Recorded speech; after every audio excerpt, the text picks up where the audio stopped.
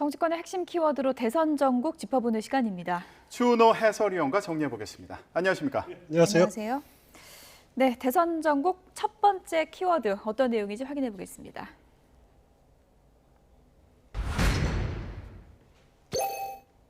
반드시 세우겠다. 저희가 이제 반드시에 물음표를 쳤습니다. 윤석열 후보가 방명록에 쓴 글이 지금 논란이 되고 있는데요. 오늘 스튜디오에 언론사 베테랑 기자가 나와 계시니까 저 맞춤법 좀 여쭤볼게요. 저거 맞습니까? 틀립니까? 5월 정신 반드시 세우겠다, 똑바로 세우겠다, 그런 의미인데 저는 맞춤법상은 문제가 없습니다. 그리고 예. 본인이 의도했던 것도 반듯하게 세우겠다.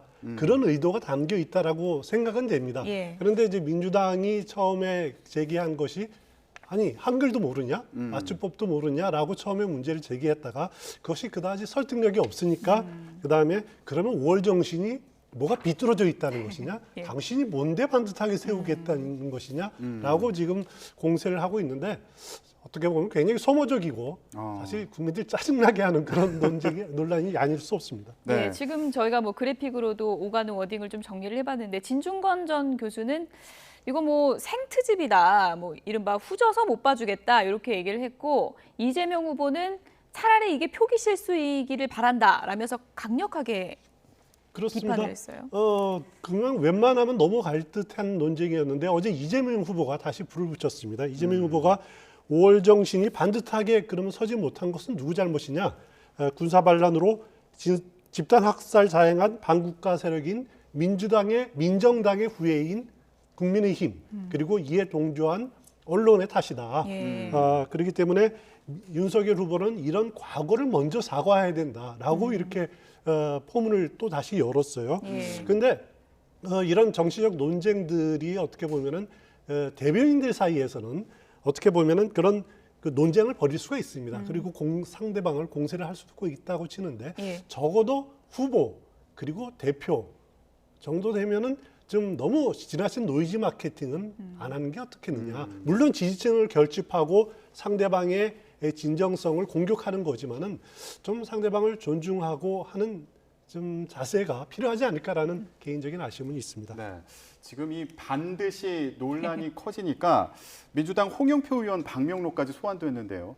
홍 의원도 반드시라고 썼다고 하더라고요. 그렇습니다. 홍영표 의원 경우도 이제 지난 4월에 민주당 전당대회 대표로 출마했을 당시에 똑같이 5.18 민주묘역을 방문해서 그 자리에서 방명록의 5월에 빛나는 정신과 역사를 받들어 개혁을 완수하고 민주주의를 반드시 지키겠습니다라고 민주주의를 반드시 이렇게 표현을 했습니다. 그러니까 5월 정신을 반드시 세우겠다, 민주주의를 반드시 지키겠다.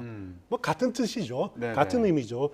그러면은 민주당의 일부 그 대변인의 주장대로라면은 그러면 그 문재인 정권 하에서 민주주의가 똑바로 서지 못했던 것인가? 라고 하는 그런 반문을 내릴 수가 있습니다. 그러니까 공격도 좀 신중하게 하는 것이었던가 그런 생각이 들고요. 예. 어떻게 보면 이런 논쟁 자체가 우리 정치에 좀 후진성을 보여주는 것 같아서 좀 답답한 마음이 듭니다. 지금 홍영표 의원만 얘기해서 섭섭할 수도 있는데 정치인들 방명록 실수가 한두 번이 아니잖아요. 맞습니다. 예. 코로나19를 코로나20으로 쓰는 안철수 대표도 있고요. 그리고 기억하시겠지만 김종인 전 비대위원장도 어떻게 보면 국민의힘 이거를 또 실수를 잘못해가지고 당 이름을 헷갈린 경우도 네. 있고요. 네. 가장 최근에 그 화제가 됐던 것이 윤호중 민주당 원내대표죠. 그 네. 4월에 그 재보궐선거 서울시장 재보궐선거 앞두고 그 방명록에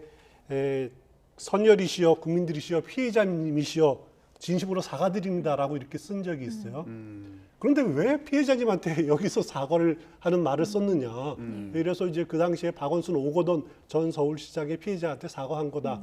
그런데 왜 선거 앞두고 이런 걸 쓰느냐라고 진정성이 있느냐라고 논란이 된 적도 있는데 예. 저는 참 어떻게 이제 정치인들이 장문으로 쓸 때는 무슨 글을 쓸지 집에서 연습도 하고 예. 생각도 합니다. 맞춤법도 확인 좀 해야 될 것 그렇습니다. 같아요. 하고 이제. 틀림없이 하고 와야죠. 예. 하지만 적어도 멋있는 것처럼 보려고 너무 이렇게 하려고 하지 마라. 그냥 담담하게 자기 표현을 쓰고 그것도 안 되면은 차라리 쓰지 마라. 예. 이렇게 권하고 싶습니다.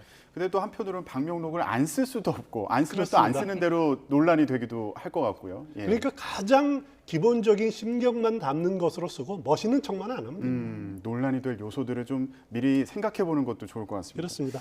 윤석열 후보가 통합행보라고 해서 광주에 이어서 봉하마을도 찾지 않았습니까? 그런데 권양숙 여사와의 만남은 불발이 됐습니다. 이루어지지 않았죠. 예. 그 이재명 후보가 방문했을 때는 권양숙 여사가 한 40분 만났습니다. 예. 원래 20분 예정이 됐었는데 거의 2배의 시간을 들여서 만났는데 그 분위기가 당시에 확 달랐네요. 예, 소개된 말만 해도 권양숙 여사가 이재명 후보가 노무현 대통령을 가장 많이 닮은 후보다라고 극찬을 했고 또 3월 9일에 확실하게 한 표 찍겠다 이렇게 표현을 했습니다. 그리고 이재명 후보는 거기에 대해서 100만 표를 얻은 그런 마음이다, 심경이다 이렇게 아주 화기애애한 분위기였는데 어제 그 윤석열 후보가 갔을 때는 권양숙 여사의 일정 때문에 만남이 안 됐다라고 이렇게 표현을 했습니다. 네. 결국 권양숙 여사가 피했다 이렇게 보는 게 맞는 생각 같은데 많은 사람들이 그 노무현 전 대통령과 검찰과의 악연 뭐 이런 것들 때문에 그런데 제가 보기에는 그 윤석열 후보가 중수부 1과장이었을 때, 중수 1과장이었을 때 2011년에 그 노정현 씨, 그러니까 노무현 전 대통령의 딸이죠. 그 미국 아파트 그 구입을 위한 그 외국한 거래법 위반 사건을 윤석열 중수 1과장이 주관해서 수사를 했습니다. 당시에 그래서 뭐 불구속 기소까지 가고 당시에 그 권양숙 여사를 검찰이 방문조사, 그러니까 봉하마을로 방문조사까지도 한 적이 있는데 그런 악연이 있기 때문에 만나고 싶지 않다. 과연 방문조사했을 때 윤석열 중수 1과장이 참여를 했느냐? 그거는 잘 모르겠습니다. 기록 보니까 나타나지 않는데 누가 했는지 모르겠지만은 예. 그런 여러 가지 것들 때문에 만남을 원하지 않았을 가능성이 저는 높아 보입니다. 네. 윤석열 후보의 통합행보 역시 여러 가지 해석을 낳고 있는 상황인데 대선 정국에서 이 장면도 눈길을 끌었습니다. 다음 키워드 보여주시죠. 네, 모포 속 꼭 잡은 손. 이렇게 저희가 제목을 뽑아봤습니다. 이재명 민주당 후보 측이 결국 부인 낙상 사고 논란과 관련해서 CCTV 화면을 공개했습니다. 그렇습니다. CCTV 구급차 CCTV 내부의 사진을 캡처해가지고 공개를 했는데 이 사진을 보면은 이재명 후보의 얼굴은 보이지는 않습니다. 하지만은 모포 속에 이렇게 손을 꼭 잡은 모습 이런 것들이 보여지고 있는데 네. 이렇게 공개하게 된 원인이 보니까 그 동안에 온라인 커뮤니티 이런 데를 통해서 상당한 여러 가지 루머들이 많이 떠들고 있습니다. 괴소문이. 그렇기 때문에 그런 것에 대해서 자칫 놔뒀다가라고 한다면 어떻게 번질지 모르겠다. 그래서 헛소문을 퍼뜨린 괴소문을 퍼뜨린 당사자들에게 대해서는 법적 대응을 하겠다. 고소고발을 하겠다라고 하는 강력 대응 하나. 그리고 이렇게 사진을 공개함으로써 이재명 후보가 생각보다 가정적이다. 예. 그리고 부인 잘 챙긴다. 이런 이미지를 좀 주려고 하고 있는 것 같습니다. 사실 이런 문제가 여성들에게는 굉장히 민감한 주제일 수 있거든요. 여기에 대해서 적극적으로 대응하는 것이 낫겠다. 이렇게 판단한 것 같습니다. 예, 근데 정말 구급차 CCTV 공개할 거다라고 해서 제가 진짜로 공개할까라고 했는데 오늘 이제 사진을 보고 좀 놀라기도 했어요. 정말 그렇습니다. 구급차 CCTV까지 공개할 정도로 적극적으로 해명하는 건데 또 이재명 의원 측에서는 이제 정성호 의원이 부부 금술이 너무 좋다. 뭐 이런 얘기까지 하면서 이런 해명을 했는데 이게 이제 표심에는 상당히 좀 중요한 역할을 할 수 있다. 이렇게 판단을 한 것 같아요. 그렇습니다. 특히 이재명 그리고 윤석열 후보 다 할 것 없이 여성에 대한 인기는 별로 없습니다. 여성들이 별로 그 두 사람 하면 떠오르는 이야기 그 이미지가 마초 이미지가 강하지 않습니까? 가정적이지 않다 이런 그 이미지가 상당히 강한데 그것을 만회하기 위한 그것 아니다라고 하는 것을 보여주기 위한 것이 이렇게 다정하게 손을 잡고 있는 거. 약간 반전은 될 수 있을까요? 저 사진 공개가? 어떻게 될지 그 받아들이는 그 여성들이 어떤 예. 그 느낌인지 모르지만은 막연한 의구심, 막연한 의혹을 가지고 있는 것보다는 이런 사진들을 보면서 조금 그 괴소문들에게서는 벗어나는 그런 효과는 틀림없이 있지 않겠냐라고 생각이 됩니다. 네, 예. 앞으로 좀 논란이 잠잠해질지 이거 좀 지켜봐야겠습니다. 그렇습니다. 자, 이재명 후보 이제 다른 주제에 좀 집중하는 것 같아요. 이재명의 매주 타는 민생버스라고 해서 메타버스가 이제 출발을 합니다. 조금 있으면 전국 각지를 순회하는 건데 이 행보를 보면 좀 미래나 청년에 집중하는 것 같기도 하고요. 어떻게 보세요? 그렇습니다. 그 이재명 후보에게 지금 가장 공략해야 될 대상은 20대, 30대 젊은 층입니다. 예. 왜냐하면은 이번 대선에서 20대, 30대는 중도층이다. 스윙보터다. 이렇게 저는 생각이 드는데요. 이 세대를 잡아야지 결국 대선에서 이길 수 있다는 겁니다. 20대, 30대가 과거에는 진보 일색이지 않았습니까? 하지만 그것이 깨어진 게 지난 서울시장, 부산시장 보궐선거에서 그 공식이 더 이상 통하지 않다라는 것이 드러났고요.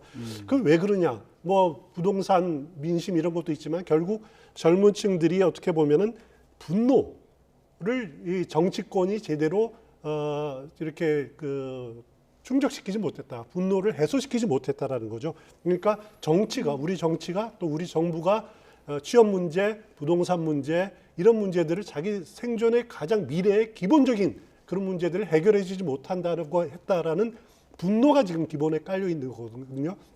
그것을 이재명 후보가 내가 해결할 적임자다. 나는 이런 정책들을 제시하겠다라고 접근을 하는 겁니다. 그리고 또 20, 30대 세대가 다른 세대하고 달리 그 정치적 커뮤니티 이런 것에 아주를 통해서 집단 여론을 형성하는데 능숙한 집단 아닙니까? 예. 그렇기 때문에 이런 다양한 이벤트들을 마련해서 접근하는 것이 필요합니다. 하지만 여기서 주의해야 될 것이 뭐냐면은 젊은 층이라고 해서 20대 남자와 20대 여자 의견이 다르고 또 20대와 30대 다 다릅니다. 그런 부분들을 어떻게 세밀하게 접근하느냐라는 예. 과제가 있는데 지금까지 이재명 후보가 접근하는 방식을 보면은 이대남에 좀 집중된 것 아니냐라고 하는 그런 아쉬움, 예. 문제점은 드러나는 것 같습니다. 어쨌든 이제 표심 잡기 나서는 메타버스 출발, 저희가 이어지는 뉴스에서도 계속 관련 소식 전해드리도록 하겠고요. 이번에는 대선 전국 키워드 세 번째 내용 확인해 보도록 하겠습니다. 윤석열 후보에게 건넨 저 비단 주머니, 과연 뭐가 담겼을까 궁금했었는데 첫 번째 주머니에는 크라켄 프로그램 이게 담겼다 그러는데 무슨 내용인가요? 크라켄 하면은 크라켄. 그 북유럽 상상 속의 바닷속에 사는 괴물입니다. 아. 캐리비안 해적이라는 영화 아시죠? 예. 네. 거기에 보면은 거대한 문어 같은 게 나오지 네, 않습니까? 봤어요. 그게 예. 크라켄입니다. 아, 그게 그렇군요. 크라켄인데 왜 크라켄이냐? 크라켄은 바닷속의 죄앙 아닙니까? 그 중에 많이 잡아먹는 것이 킹크랩이겠죠.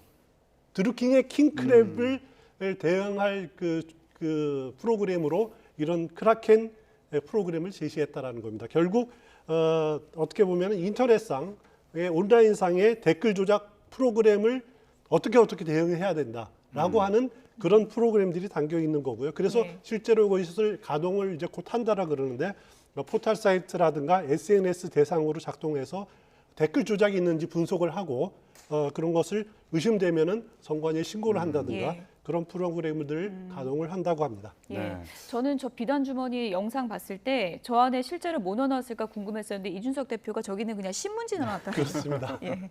사진이 잘 나와야 되니까 그랬다고 그렇습니다. 하는 것 같더라고요. 근데 또 궁금한 게 1호 주머니라고 하면 관심도 많이 받고 상징성도 있지 않습니까? 그런데 왜 크라켄인가? 이것도 궁금해요.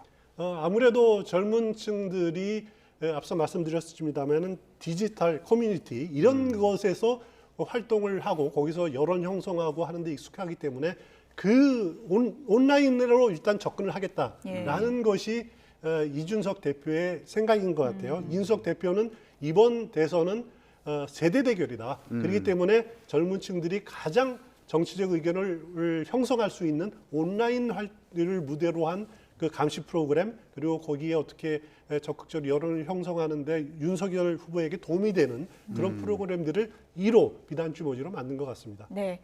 2호와 3호에는 또 어떤 내용이 담겼을지 좀 지켜보도록 하겠고요. 지금 이제 더불어민주당의 공세도 점점 강도를 더하고 있는 것 같습니다. 우원식 의원이 김종인 전 의원과 윤석열 후보 관계를 흥선대원군과 고종에 비유를 했어요.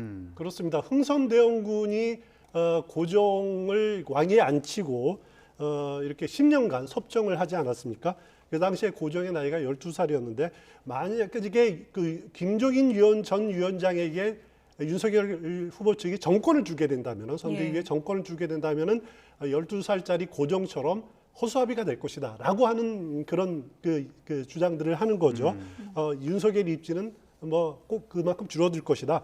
김종인 위원장 하면 생각나는 것이 차르라는 여의도의 그렇죠. 차르라는 별명 아닙니까? 러시아 전제군주처럼 혼자서 막 그냥 마무가 내식을 할 거다라고 어떻게 보면은 김종인, 윤석열 두 사람의 사이를 벌려놓으려고 하는 전략인데 이것은 또 어떻게 보면은 나름대로 그 초조감, 위기감 이런 것도 담겨 있습니다. 뭐냐면은 윤석열 후보가 상징하는 반문재인 그리고 정권 교체의 상징성 여기에 김종인 전 위원장으로 상징되는 지략 그리고 노련함 이런 것들이 가세되면은 사실상 굉장히 그 막강한 그런 캠프가 될 겁니다. 거기에 대한 그 두려움 이런 네. 것들도 좀 반영이 됐다라는 생각이 듭니다. 예, 김종인 전 위원장이 국민의힘 선대위에 참여할지 이게 높은 관심을 받고 있는데 오늘 인터뷰에서 이렇게 얘기했더라고요.